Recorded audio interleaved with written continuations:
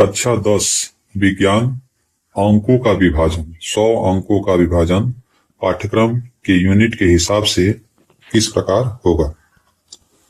जो आपकी परीक्षा होगी टोटल 100 अंकों की होगी। 100 अंकों का परीक्षा होगा जिसमें लिखित परीक्षा जो है 70 अंक की होगी और आंतरिक मूल्यांकन जो विद्यालय स्तर पर होगा 30 अंक का।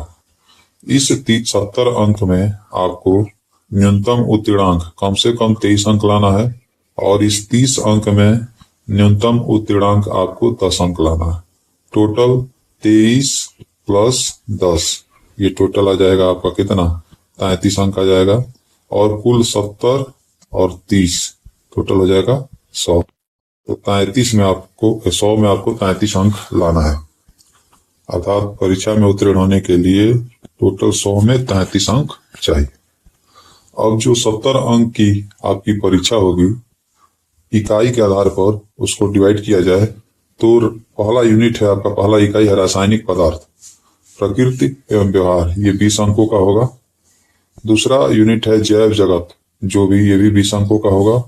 इसके बाद आता है विद्युत प्रभाव यह 13 अंकों का होगा और इसके बाद आता है प्राकृतिक घटनाएं 12 अंक का और इसके बाद प्राकृतिक संसाधन 5 अंकों का। अब आता है तैयारी की रणनीति, हमें किस आधार पे तैयार करना चाहिए। सबसे पहले प्राथमिकता किसको दें, फिर उससे कम प्राथमिकता किसको दी जाए और सबसे कम प्राथमिकता किसको दी जाए। सबसे ज्यादा जो हैवी वेटेज का नंबर का जो आपका है पहला यूनिट है रासायनिक पदार्थ और दूसरा यूनिट जैव जगत।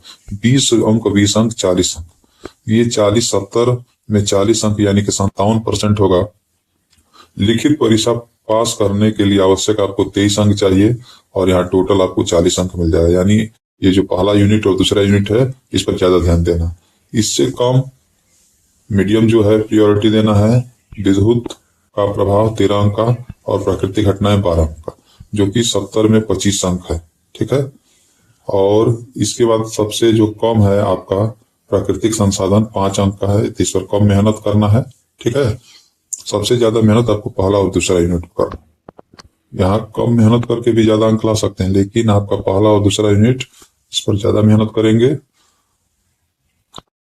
अब आता है पाठ्यक्रम का विभाजन मासिक आधार पर, महीने के हिसाब से किस प्रकार डिवाइड किया जाए। तो चरण फर्स्ट है आपकी जो मजबूत नींव थी 20 अंक की। ठीक है। पहला यूनिट दूसरा यूनिट तो अप्रैल महीने में आपको पढ़ाया जाएगा अध्याय 1 रासायनिक अभिक्रिया फर्स्ट यूनिट से और दूसरा यूनिट से पढ़ाया जाएगा आनुवंशिकता।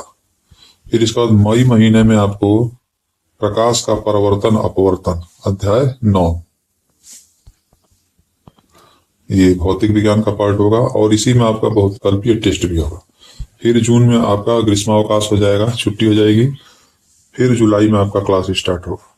जुलाई अगस्त का महीना में पढ़ाई बहुत ज्यादा होता है। तो जुलाई में जो है आपका फर्स्ट यूनिट का ही अध्याय 2 अम्ल क्षारक एवं लवण ये पढ़ाया जाएगा। इसके बाद अध्याय 6 नियंत्रण एवं समन्वय, इसमें आपको सब्जेक्टिव टेस्ट होगा। इसके बाद अगस्त महीने में जो है अध्याय 3 ये भी फर्स्ट यूनिट का है धातु तथा धातु और फिजिक्स का पार्ट होगा मानव नेत्र तथा रंग बिरंगा संसार। यहाँ आपका प्रथम आंतरिक मूल्यांकन भी कराया जाएगा इस महीने में। इसके बाद चरण 2, चरण 2 जो है मुख्य अध्याय और अर्धवार्षिक पढ़ाव सितंबर अक्टूबर नवंबर और दिसंबर। सितंबर में आपको अध्याय 7 जीव जनन कैसे करते हैं और अध्याय 11 विद्युत। अक्टूबर में अध्याय 4 कार्बन एवं उसके यौगिक और अर्धवार्षिक परीक्षा इसके बाद होगी। फिर नवंबर में आपको पढ़ाया जाएगा अध्याय 5 जैव प्रक्रम और अध्याय 12 में ही विद्युत धारा के चुंबकीय प्रभाव और साथ ही बहुविकल्पीय टेस्ट भी लिया जाएगा। फिर आपका दिसंबर में जो भी शेष पाठ्यक्रम बचा है उसको पूर्ण कराया जाएगा और अध्याय 13 लास्ट है हमारा पर्यावरण। इसके बाद वर्णनात्मक टेस्ट द्वितीय आंतरिक मूल्यांकन किया जाएगा और अंतिम चरण है आपका चरण 3। इसमें आपको तैयारी और लक्ष्य जनवरी और फरवरी। जनवरी में तैयारी का महीना होता है, इसमें जो है आपका शेष पाठ्यक्रम जो भी पूर्ण नहीं कराया गया उसको पूरा कराया जाएगा। साथ ही पुनरावृत्ति, पूरा रिवीजन कराया जाएगा जो भी पढ़ाया गया है। कमजोर एवं प्रतिभाशाली छात्रों का उपचारात्मक शिक्षण कराया जाएगा और इसी में आपकी प्री बोर्ड परीक्षा का आयोजन भी होगा और अंत में फरवरी महीने में आपकी बोर्ड परीक्षा का आयोजन कराया जाएगा।